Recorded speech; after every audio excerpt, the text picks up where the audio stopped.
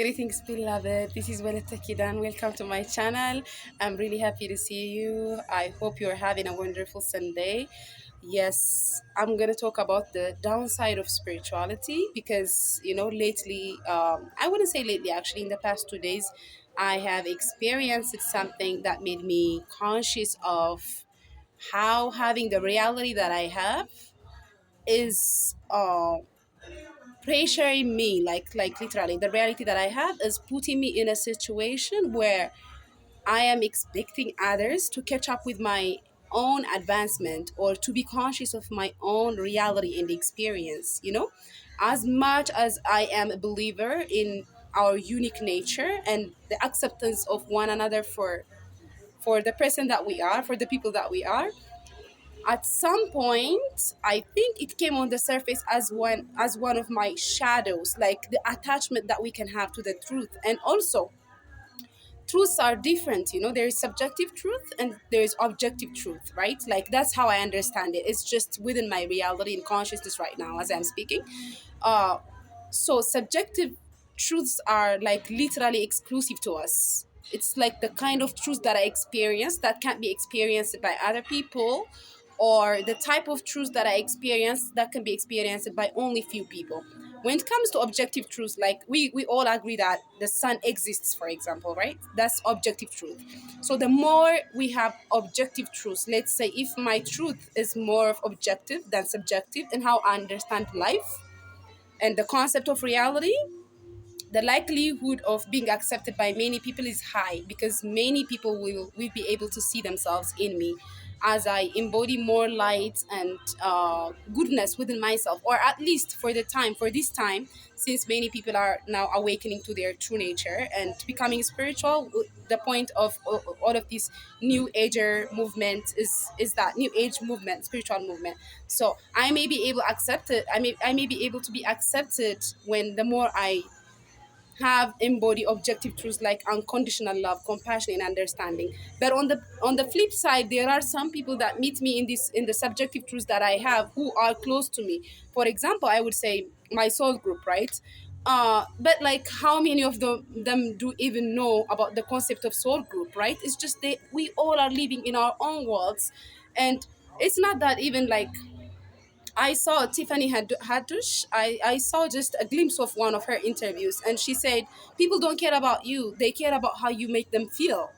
So, even the people that are around you, that you call friends and family, all they are focusing on is how you make them feel. So if you if you're coming from a space of wanting to impose your subjective truth or your own reality, your set of values, or your belief how life should be, it will be felt by the people around you, by close people, like by the closest people that you have around you. And it's not good. It's not how you harmonize. It's not how you can be of help to others and to yourself. That's the kind of understanding I have now. From my own experience, the reason why I feel compassion for myself at this point is that in my spiritual advancement, I think I went far from other people, the people that I come in contact with. I'm always a little bit far out in my spirituality comparing to where these people are. Maybe if I live in India or in Asia, like, or in a temple, my chances of finding people who are in the same energetic resonance is very high. But the fact that I went through this journey by myself and not having so many people who share that reality with me, um, made me want to create an attachment from my side. Okay, like, so I feel attached to people with whom I feel close at a soul level. And those people may feel it or may not feel it, or may feel it and may not even know what to call it. And it's okay. It's okay. I don't have to be bitter. I don't have to be negative about all of this. I mean, it just means that I had a beautiful experience with someone or with some people. And in that experience, the Holy Spirit or my intuition told me that with these people, there is a chance that I will be working with them, or there's an experience that I had in the past life remembering past lives even is my own reality, right? It's just my subjective experience. The person that I remember from the past life might not even know that it's they have incarnated. They might even believe in the idea of reincarnation or incarnation, for that matter. Okay, so when the universe brings us together, we are all of us are from different background, different belief system, right? And I think now I am conscious of it, and I'm just, I've experienced a little bit of ego days, to be honest, because of this. Because on one side, it showed me where I was lacking compassion, because, like, compassion is the recognition of oneness, right? So when you feel one with the other person, it doesn't matter if they are affirming to the truth, to the same truth that you are affirming, or if they are, whether they are having healthy or unhealthy habits. You just see them for who they are, because that's how you want to be seen yourself, right? It's just because of the connection, because of the oneness that we experience.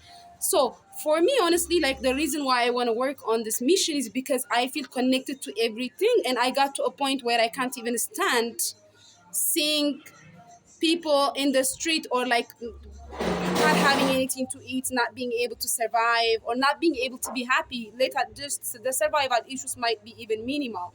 It's just I came across people who are being emotionally and mentally tormented because of their experiences in the past, like childhood experience, or like environmental conditioning. And this is the savior in me, like, insisting to be on actively on this mission. And it could be good. It's more like it's 80% good, but like, the downside to this belief and to this desire is that every time I come across people that I feel immediate, instant spiritual connection to, I feel attached to them. And there is a voice at the back of my head that is saying it might take time for them to understand where you are coming from about this mission, and like, even like the connection you have to them. But like, they will at some point understand it, and they will catch up. Like, it's just literally, I mean, we can call it hope, but I that's not the reason why I should be with them, with these people. Okay, like, I can hope that things are going to come together for all of us. I can hope that we will stand for the same thing, for the same positive, to just create a positive change in this world. But it's not completely the root and the reason why I should be with these people, why I should be their friends, or like why I should be with someone that I like and I love, for that matter. It's the reason for that should just be that they are them and I am me. So, like, I think I just woke up to one of my shadows that's resistant of the darkness itself. Your resistance to the shadow is the shadow itself. The more you resist the shadow, you have that shadow. The resistance of the shadow is a shadow on its own, and actually, it can be very dangerous, because I saw it in people who want to be good all the time, or who want to be polite all the time, or who want to be, like, positive all the time. It's like it has toxicity. So for me, I believe that the toxicity came from the expectation and the attachment I have with the people that I'm spiritually connected to. And yet, do they even know that they're spiritually connected to me? Or, like, even if they feel that feeling, do they come up with a concept or an understanding of their own? Do they come up with that yet? I mean, like, they might not, and they are not wrong, they are not right. They're just living to the best of their abilities and understanding the way that I'm doing, and I'm doing the same. It doesn't it doesn't mean anything at all. It's just I have my own world that I honor, that I love, that I want to call people into. But it's up to you to decide completely. Like, I am releasing the people that I felt spiritually connected to, that I tried, even subconsciously or unconsciously, tried to impose my belief onto. And like, you can even see this video as a sincere apology if I ever make you feel less than you are, or make you feel pressured by the spiritual belief I have, or by how I think this mission should work, if you ever feel like it's more of a self-centered approach than a loving approach from my side, I would like to apologize for that, for real. And it's not that, like, it's just, I guess it's because actually, like, I learned this, not I woke up to this shadow because of someone that I have met today. They just happened to be on the same place that I was, and we started talking. That person is opinionated, and in my experience, I would say I can be opinionated, but like most of the time I can also be flexible. Especially I am flexible in the topics that I enjoy, that I want to talk about. Okay, that's even like one shadow. Like, our flexibility should be in everything. You can be literally talking about, like, you can be like criticizing the life in Africa. I love Africa. I want to work for Africa. Doesn't mean I should devalue your criticism. You know, that's what emotional intelligence is. And it took me, like, given my background. I came from a very chaotic household. Given my background, I changed a lot of things in myself. My ability to listen, my ability to speak, and trying to understand social cues. Like, I told you that I have experiences in different dimensions and other parts, like, other than the earth. So for me, having a proper social cues, and knowing what to tell to who, and how to say what I want to say, and when to say it, is just, it's been a lifetime process, a lifetime education, and I'm still learning. And thank you so much. I'm very grateful for this channel because it's helping me to evolve, as I'm helping more people to evolve, or anyway, like, as I'm giving out this material, from good intention, I am learning about myself at the same time. So, this opinionated person, he was talking about Ethiopia and the tribal war in Ethiopia. That's how it started. So at some point, there's some things that are true, right? So when someone denies that, like, okay, like, this is not the truth, even though you know that it's the truth, like, it's your sensory perceptions telling you, and maybe it's something that you have seen in your eyes too. So if you agree with that person, or if you let them speak about it without stopping them, you are putting yourself in a situation where you end up doubting yourself, or, like, doubting what you have experienced, which is not good. So I believe that all of us have trust with ourselves. Like, we have to trust in the things that we do, in the person that we want to become. At the same time, the fact that someone says something contrary to your truth doesn't mean they don't deserve to be listened to. Everyone deserves to be listened to, as long as they're not rude, or they're not, like, mocking you, or, shaming you, anything like that. At that point, you have to just get up and leave, because you are being disrespected. But if they are genuinely claiming to have a contrary, like, a contradictory belief than the one that you have, you just should listen to them. If you don't care, it's okay still, like, you can change the subject or anything. But, like, if you care, if you are a spiritual person, or just a person that cares about everyone and trying to understand where they're coming from, you have to be open to that discussion, right? So we were discussing, and I was trying to hold myself together. And then at some point, I was like, I don't even know the guy. Why should I put myself in a situation where I'm just listening to the things that I know aren't true?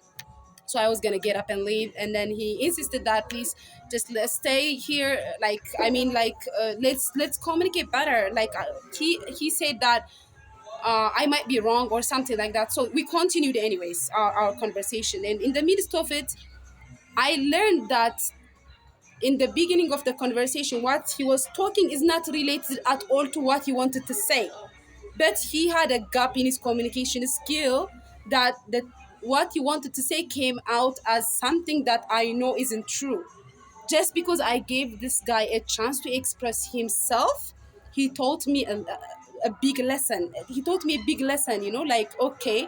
And then in the middle, like, he was continuing to talk, and I was paying attention. I still didn't know what he meant really, like, I mean, the gravity of his own individual experience. But in the end, I ended up feeling a lot of compassion and empathy for him, because even though that's something that I didn't experience, I learned in his tone and in the way and in how he spoke what he wanted to say. I learned his genuinity, and I respected that. I related to that, and I honored that. So yeah, I mean, it's just all of us have the things that we are dealing with at the moment, and my I could have expectation from you, but that doesn't mean I have to put myself in a situation where I am hoping and expecting that you are going to change someday, you are going to get me someday, or you should be behaving like this, you should be paying attention to me, you should be like, you should be available to me. I shouldn't be, even in a form of thought. I mean, like, it's not something that I do actually in my interaction. I just let people be. I set people free. But setting people free is not only in your action. It's not actually like people don't set each other free in their minds, in their action, maybe. Like, I might not criticizing you in our actual direct experience, but I might be criticizing you within my mind, and that's even worse, right? So, I'm just, I believe that in setting each other free, in setting myself free of expectation, like, or anything, just fulfilling my own needs, my own desires for myself, and just whenever I have someone that I can have a beautiful experience with, a spiritual experience with, I would just be grateful. I would be very happy and I would enjoy it to the fullest. But the more you think that your spiritual connection, or like the feelings and the love that you have for people that you see as a soul group, or for Africans and Africa, or any type of continent that you are on a mission to, just because you are feeling those feelings doesn't mean it's the same from that side. That doesn't mean it's shared, and it's okay if it's not shared. You just have to fix your level of involvement, like I said about the emotional involvement. Just you people resent each other. Actually, we carry a lot of shame and guilt, and we resent each other because we don't know how much to give, and we don't know how actually to go about giving. And if you are really conscious of your involvement in someone's life and what that means, and where it comes from, actually, why do you want to be with that person, why do you feel like those people should be working with you, like, apart from your spiritual experience. I mean, sometimes, like, I am too spiritual, I see myself as a spiritual person, so I might not be paying attention to what's going on in my practical experience. For people in the matrix, for example, measuring things in terms of time is normal. They measure things in terms of time, like, so that's why they can plan better than spiritual people aren't like, when it comes to plans, that includes me too. Like, I try to come up with a short term, mid-term, and long-term plans, but that's not something that I'm really good at planning, because in my practical reality, there are things that I am not completely paying attention to. Okay, so the people in the matrix, or any kind of state of reality, they can be more involved and understanding of how the actual physical reality works. They can measure it in terms of time. So for me, what surprised me, what created an impression with myself as an instant connection, could be for someone a connection that's built through years or months, and it's okay. That's how they want to do it, that's how they want to experience it. So I think it's just, it comes with a pressure, like, you have to sometimes sympathize with the spiritual people, because for me, myself, I show up in the camera and share my hope, dreams, and revelations and visions with you, not because I have all the answers, and I'm not perfect. Sometimes I make video out of a trigger, when something bothers me, when something triggers me, I just want to come and share it with you, because, like, it's like, I don't care about judgment, that's the first thing. But vulnerability is like letting others see you in different ways, in your different experiences, right? It's just letting yourself be seen. I think I have an empowered spirit, I would say, that wants to just let itself seen, and that's what's happening. That's why I have a loving tone today. Maybe yesterday that wasn't the case. Maybe yesterday, when I say some things, I was thinking about some people. When I I didn't even know that there was a part of me that wanted to indirectly tell other people how they should be or how they should think, in my videos. And it's like, it's like, I know it's another level realization on my part today, that it only happened this week. I think it only happened this month, I would say, in general. This month, a lot of things happened in my consciousness. I woke up to a lot of things that may happen, that will happen in the future. Not may happen, like some of them may, some of them might not, but like there are things that I know for certain that I'm going to happen. And I am actually like creating my present reality in alignment with the future. But it doesn't mean, and it's just still my own experience. It's just still doesn't have to be your experience unless you want it to be your experience. And the reason why sympathize you have to sympathize with spiritual people, including myself, I would say, is that it's because there's the information that's coming sometimes could be overwhelming. Like I might see like 5 6 dreams in a night, and I try to understand what the meaning of each dreams mean. Like to lead, let's say, for example. Okay, I'll come. Yeah, yeah. Okay, I'll be there. Thank you. So like, for example, a leader that of any country that you can imagine, they have a lot of things in their mind, right? They think about the economy of the country, they think about the politics situation, they think about the people, they think about social work. That's like, even though my leading experience and my relationship to this mission hasn't manifested yet in the physical, which I know it will, the preparation phase, like the things that I'm learning, I'm going through, and the amount of information that's coming from the heavens, the above, to be digested by me is too much. It can be a lot for someone, for an average mind, it can be a lot to handle. And I know that I'm choosing this experience, and I love the experiencing having this experience. But my attachment to this experience is making me toxic in a way that I am almost convinced that people have to be approve the mission, or like approve my reality, and even want to be in my reality, even though it doesn't mean it's not the time for them. you know for some people it might not be the time. For some people, maybe they just giving it up, like they just want a normal life, a normal life. And they might want to have a normal family life, a regular job, and they can be genuinely happy in that pursuit that they have. It's not up to me to know the best for you. It's just, when I know I might know the best for you, it's because of my revelation of the future, and it's the connectivity that I have with my soul group, especially. And they are like 50, 60 people in total, I would say, so far.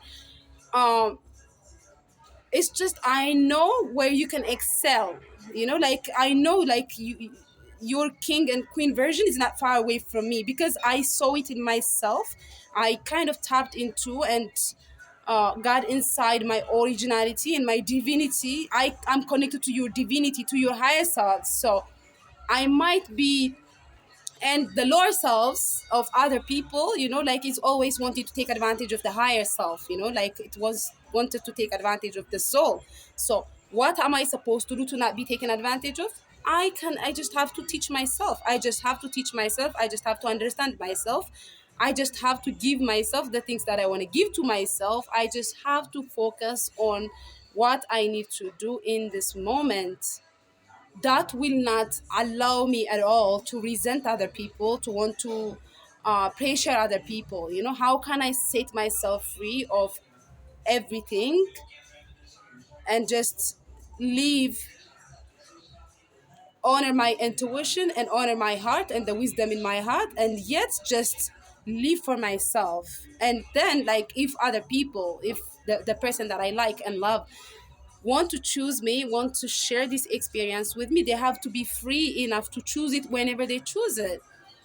It just doesn't have to be the way that I expected. That's what I meant actually when I made the video, releasing the expectation of others. But that was just I'm still learning. I might find myself expecting after this event, but I hope that I can be better this time. I can handle it better this time with as much emotional intelligence as possible, because people are living in their own reality and they are fully entitled. I'm creation, they are creation, they're fully entitled to not at all be my way, the same way that I'm not their way. And not all of us need improvement, not all of us need meaning. Okay, some people are just okay where they are, and that should be fine.